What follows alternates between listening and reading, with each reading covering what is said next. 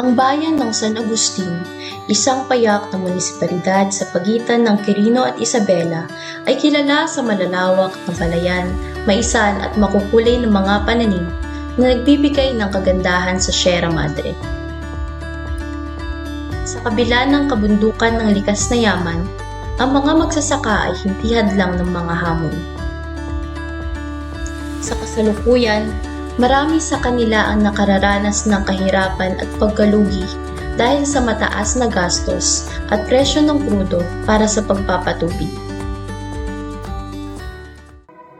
Salamat sa atak sa magmertangan pasarayang matayaan ng water pump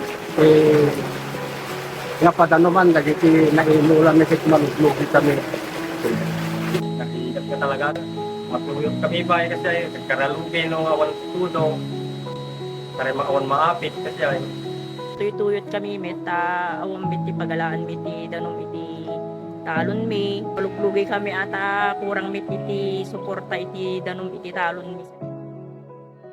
Subalit sa kabila nito, patuloy ang bayan sa pagtanggap at pagpapalawak ng mga makabagong paraan at teknolohiya, partikular sa sektor ng agrikultura.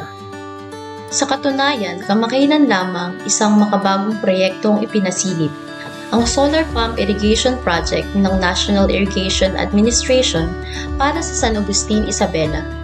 Layunin nito hindi lamang mapabuti ang sistema ng patubig, kundi pati na rin ang suportahan ang mga magsasaka sa kanilang mga pangangailangan.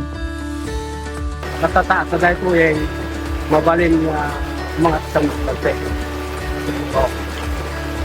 Mas pasalamat kami sa Administrator, PBN, sa iniktan na kami solar sa pintigas ka at sa mga sarap katugas ko. At kami pa lang magamit ating solar. May mayat lang din ang kami gumastong agpadalumay.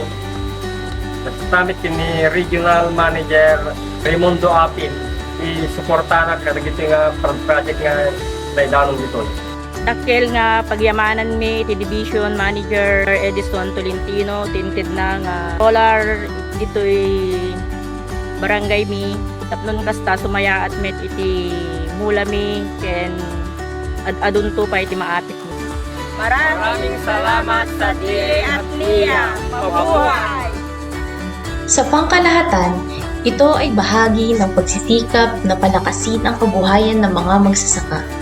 Pagkakaroon ng rise of efficiency, food security at itaguyod ang pangpatagalang kaunlaran ng komunidad ng San Agustin.